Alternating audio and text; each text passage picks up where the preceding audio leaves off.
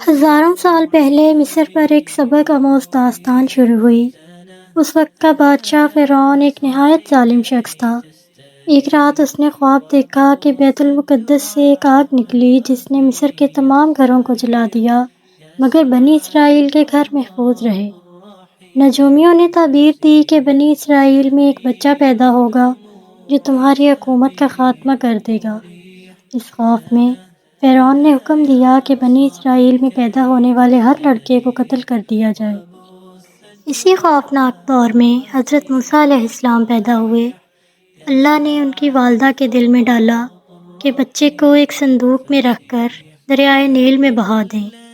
وہ صندوق بہتا ہوا فرعون کے محل کی دیوار تک جا پہنچا۔ فرعون کی بیوی بی بی آسیہ نے جب بچے کو دیکھا تو ان کا دل بھر آیا اور انہوں نے فرعون کو بچے کو پالنے پر راضی کر لیا۔ یوں بچہ فرعون کی سلطنت ختم کرنے والا تھا، وہ اسی کے محل میں پروان چڑھنے لگا۔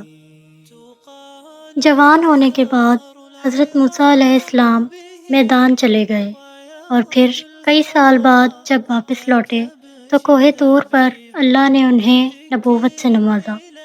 اللہ نے جو حکم دیے فرعون کے پاس جاؤ، وہ سرکش ہو چکا ہے۔ حضرت موسیٰ علیہ السلام اپنے بھائی حضرت ہارون علیہ السلام کے ساتھ فرعون کے دربار میں پہنچے۔ انہوں نے فرمایا، میں رب العالمین کا رسول ہوں، بنی اسرائیل کو میرے ساتھ بھیج دو۔ فرعون نے مذاق اڑایا اور نشانی مانگی۔ حضرت موسیٰ علیہ السلام نے اپنا عصا زمین پر پھینکا تو وہ ایک اژدہا بن گیا، اور اپنا ہاتھ گریبان سے نکالا تو وہ یاد بیضا یعنی کہ روشن ہاتھ ہو گیا، روشن ہاتھ بن کر چمکنے لگا۔ فرعون نے اسے جادوگری کہا اور پورے مصر سے بڑے بڑے جادوگروں کو بلایا۔ مقابلے کے دن جادوگروں نے اپنی رسیاں پھینکیں جو سانپ نظر آنے لگیں، مگر جب موسیٰ علیہ السلام نے اپنا عصا پھینکا تو وہ سب کو نگل گیا۔ یہ دیکھ کر تمام جادوگر سجدے میں گر گئے اور پکارا، ہم موسیٰ اور ہارون کے رب پر ایمان لائے، ہم موسیٰ اور ہارون کے رب پر ایمان لائے۔ فرعون نے پھر بھی ضد نہ چھوڑی۔ پھر مصر پر اللہ کے مختلف عذاب آئے، ٹڈیوں کا لشکر، مینڈک، جوئیں اور دریائے نیل کا پانی خون بن جانا۔ ہر بار فرعون معافی مانگتا مگر عذاب ٹلتے ہی پھر پلٹ جاتا۔ آخرکار اللہ کے حکم سے حضرت موسیٰ علیہ السلام نے رات کے وقت بنی اسرائیل کو جمع کیا اور مصر سے نکل پڑے۔ صبح ہوتے ہی فرعون نے اپنے لاکھوں کے لشکر اور راٹھوں کے ساتھ پیچھا کیا۔ بنی اسرائیل دریا کے کنارے پہنچ کر پھنس گئے۔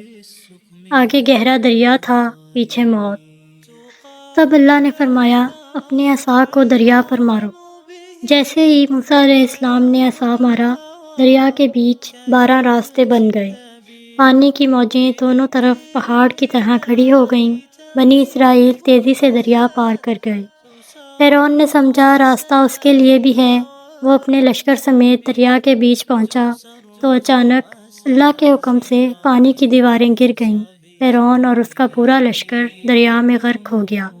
ڈوبتے وقت فرعون نے پکار کر کہا، میں ایمان لایا کہ اللہ کے سوا کوئی معبود نہیں، مگر اللہ نے فرمایا، اب جب کہ تو نے ساری زندگی نافرمانی کی۔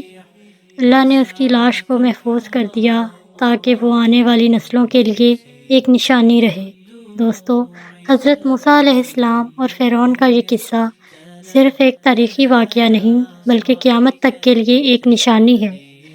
فرعون نے تکبر کیا، اس نے خود کو خدا کہا اور یہ سمجھا کہ اس کا اقتدار کبھی ختم نہیں ہوگا، مگر دنیا نے دیکھا کہ جب اللہ کا حکم آیا تو اس کا لشکر کام آیا تو نہ اس کی سلطنت۔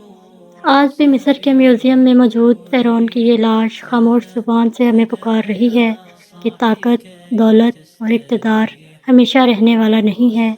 جیت ہمیشہ حق کی ہوتی ہے اور باطل کو ایک دن مٹنا ہی پڑتا ہے۔